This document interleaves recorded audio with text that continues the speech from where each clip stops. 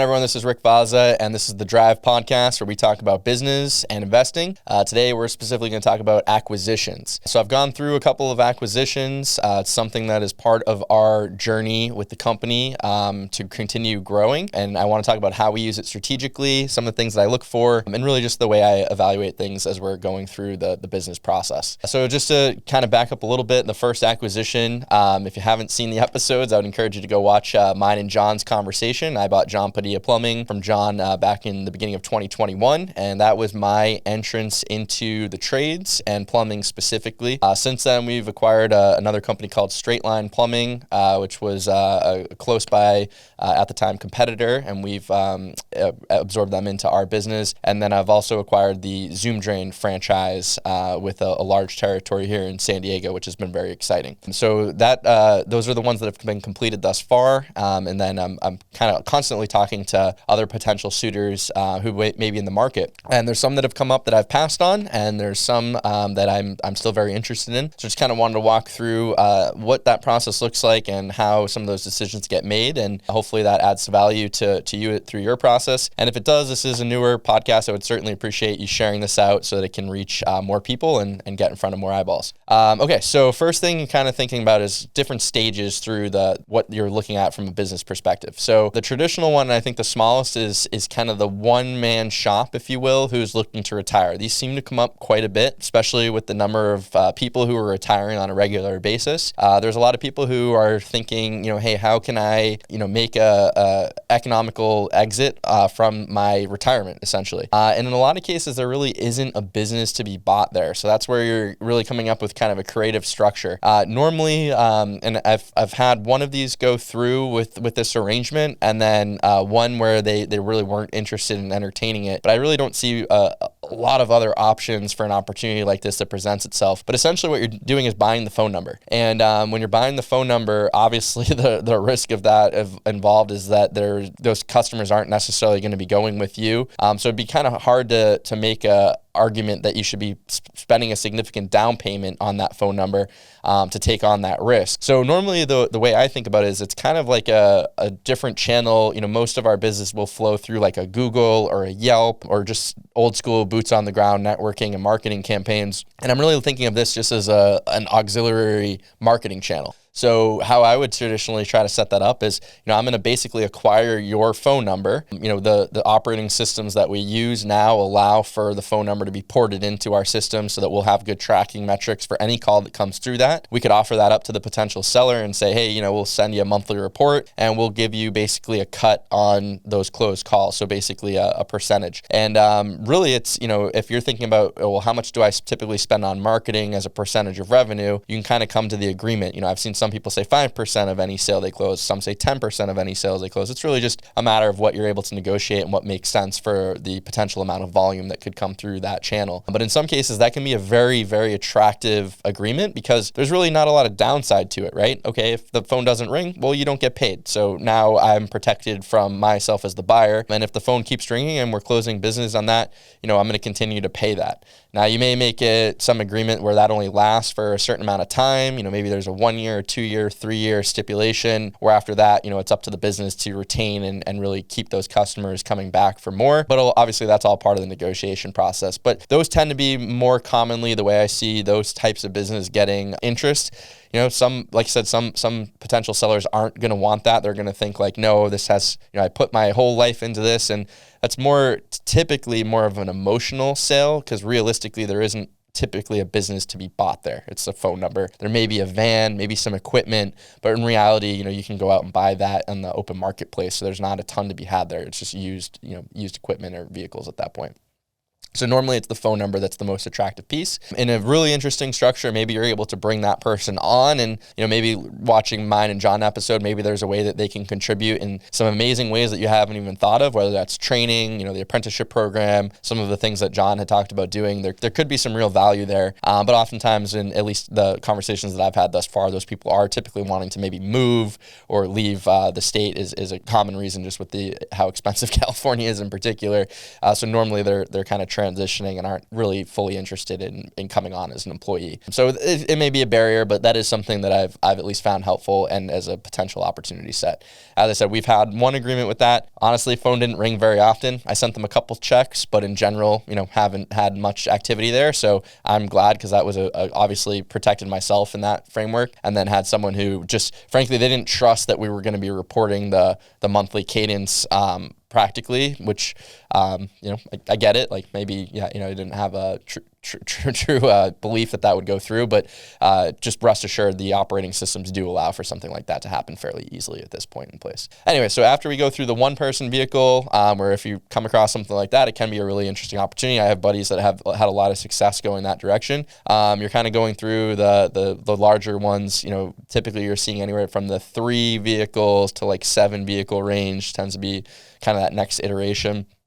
For me, 3 gets a little too small. I tend to now have a minimum of I'd want to see 5, because what you're kind of accounting for is there may be some attrition through the acquisition anyways. So for me, I would want to have a pipeline of really, really talented apprentices who are ready to step into those vehicles just in case there is any attrition, because the worst thing that you could do is basically acquire this company where your phones are ringing and the customers are wanting your services, and now you don't have the manpower to fulfill that because for some reason, things didn't go through with the integration as you were hoping for, and you've lost talent, and now all of a sudden you have empty vans just sitting there and the phones are ringing and you can't service them.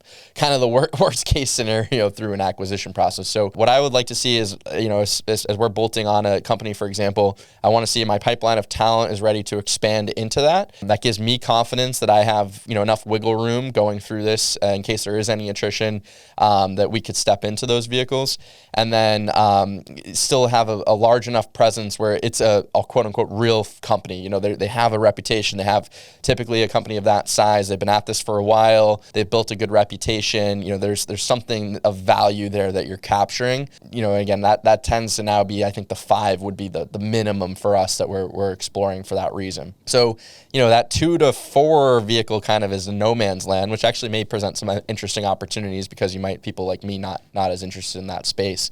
But for our purposes, I'm kind of now looking at that 5 or more. And what I find attractive about that particular space is now private equity is continuing to come lower and lower into the market. But what I like about that 5 or more van space is they're still typically a little too small for private equity in most cases. I'm sure there's plenty of deals that are happening in that there, if you go across the country, but in most cases, they're a little too small because realistically, that's where an owner needs to step in and roll up their sleeves. So there's still a lot of work to be done, right, to get to that next level, because normally that's in like the $1 to $2 million top line revenue range.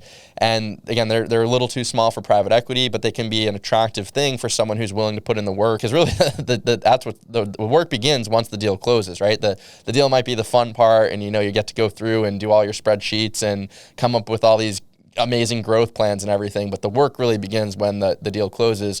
And then now it's time to integrate the teams, make sure there's a culture fit, you're retaining customers, you're making sure that they're being treated properly and all that good stuff. And that can be something that a lot of people don't necessarily want to deal with, though. They want to kind of buy those larger companies where they can step in. There's a manager already in place. There's a team and systems and everything like that. But understand that that's where you're going to be paying a premium for that. So there's a bit of a give and take, as you can imagine. Whereas if you're going into this lower, call it 5 van area, there's typically not as many systems in place. There may not be the managerial support. There's all of these other things. So the valuation may come down, so you're not paying as much for it, but that is going to be paid in sweat equity, if you will, on what type of work you need to do to really make that attractive. Now, those can be really attractive businesses for us at this point because we have a great infrastructure in place. So, now if we're looking at those types of businesses, we can say, hey, we have our call center in place. It's going to be able to really provide great customer support through the phone. We have great managers in place. We have great marketing channels dialed in. We have a good infrastructure. So then if we're absorbing that in and they can fit in from the culture standpoint, that can actually be quite attractive. So that tends to see where you see some of those businesses, if you're kind of looking at the space and newer and you're like, wow, how come someone was able to pay more than I would have thought? Well, we're able to pay a little bit more because of the way that they can potentially integrate and really add to our gross margin levels when it's all said and done, because we already have the infrastructure in place to support them. Just kind of food for thought. Obviously, then as you get into that next territory, that is where you're kind of typically competing against the larger players. So whether they're a flat out, private equity buyer who's coming in, or it's a bigger shop who's maybe looking to expand either their line of service or maybe just their territory or something like that, that can be then tend to be where that comes into play. And obviously, that's a more attractive from hands off. I hate the idea of passive because it's just really not how any of this works. But if you're truly thinking you're going to be more hands off, that's typically when you have more of the managerial support. And that could be different lines of service, whether that's just a general manager, service manager, office manager, office manager support. But basically you have different lines where you're coming in and there's, business functions that are already well up and established and running. Now, naturally, those types of businesses are going to command a more premium multiple, so you're going to be paying more for them. And that's just a lifestyle choice. That's when you're going through and it's thinking, hey, am I at the point in my life like I am myself where I want to roll up my sleeves, get in there, get busy, get active, and really kind of put my touch on this business and see what I'm able to do as far as creating results and how I can best support my team and those types of things. Or, do I want to be in a situation in my life where I'm really looking to come in and kind of make tweaks on the margin and see if I can add value, maybe a little bit slower, but, just kind of keeping things on the right track, more or less, right? We're already a successful business, we're keeping things on the right track. I feel spoiled because I feel like I got a great business that already was doing a lot of things great, but was small enough for me to still come in and make a meaningful difference through some of my objectives and what I was looking to do. But that's less common, I think, the case when you're looking at those smaller businesses. I think you're going to typically have a lot of a heavier lift. So in any event, you kind of have these three different buckets. So hopefully this is helpful as you segment it to review kind of your solo, which is typically, I think the value there is really in the phone number. Ideally, maybe you're able to convince them to come over as an employee. Then you got that kind of next iteration, which, I think 2 to 5 is, in my opinion, a little bit of no man's land. But then as you get to like 5 to 10, you're kind of in that next bucket of space where you're just under the radar of private equity, but you're kind of a real company and you're producing a credible business, and you've done that seller has done an amazing job getting to that point, because I think something like 90% of trade businesses never get past I think it's 3 vans or something like that. Maybe fact checked on that, but it's something like that. So, those are very respectable businesses, but still they're going to take work, right? There's a lift that's going to be required there. And then, you're going beyond that where you're kind of into those larger ones, and that's really where you're competing against them. So as you're thinking about your acquisition journey, those are kind of tend to be the 3 buckets that I see, at least so far, have seen really materializing in the space. And then you're kind of figuring out where are you in the journey that makes sense for you, and then obviously fitting that into your underwriting and how all of that helps get you to where you want to be. And then obviously that can change over time. So initially, you may be attracted to one thing, but then depending on where your business is at, like I was saying, we can now add those kind of 5 truck businesses into ours very successfully, and my goal is to execute that efficiently. But that may change over time. I have a buddy who says that he wouldn't touch anything less than 10 because he's at a much bigger phase, and he's willing to pay a premium for the kind of ease of operation of that. Whereas I think a lot of the value add that I'm able to bring is in figuring out how can we add value to those smaller smaller assets, if you will, to then kind of put them in with what we're doing and make a more efficient thing out of the combination of the two. So anyways, I hope this is helpful. I get a lot of questions about this, so I figured I'd talk about it and be able to share that out.